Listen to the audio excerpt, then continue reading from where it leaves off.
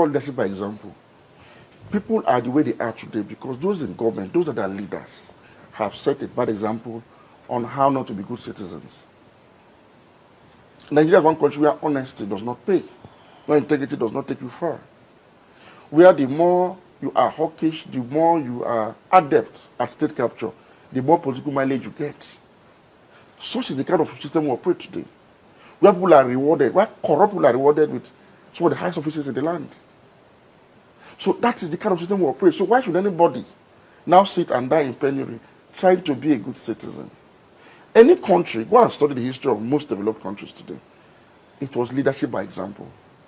Singapore had Lee Kuan Yew. Saudi Arabia had Ibn Saud. The United States of America, beginning with George Washington, had a succession of leaders that kept praising the bar of leadership up until this point in time. And so it is the story across the world. Leadership must take the lead to be able to reward good behavior and punish and sanction bad behavior. But when you reward bad behavior as a system, and you actually punish or ostracize good behavior, people will simply adapt to what will make them survive the situation.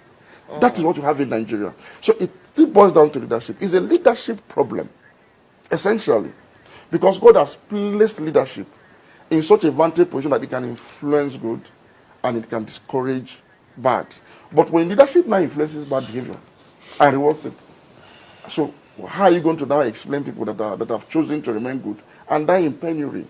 That's the situation in Nigeria, and it is sad. But what I'm saying is no longer sustainable. Nigeria is inching towards a failed state that might eventually collapse because of this current system. And there comes a time in the life of every nation when leaders sit down and say, okay, we've had enough. We've had our fill from the common till.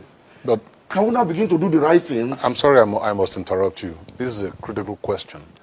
The political class, are they willing to do what you've just described? Because it sounds like you're asking them to commit class suicide. It is their interest. It is in the interest of their own self-preservation to do that now, because Nigeria can no longer sustain their profligacy. Otherwise, if they continue on this path, they will become victims of the seeds of destruction they are sowing through bad leadership. We're getting to that point. So, as analysts, we're like ancient prophets that are warning kings to say, look, doom and destruction is coming because of your iniquity. So the iniquity of our leaders today is going to bring destruction upon us that will consume them first, probably. I don't know why they are not saying it. Because they're actually behaving like drunken sailors aboard a sinking ship. So they do not understand that the ship is sinking. The ship is sinking. And the question is this: for how long will those on board watch their drunken sailors allow their ships to sink without taking control of the ship themselves? Exactly.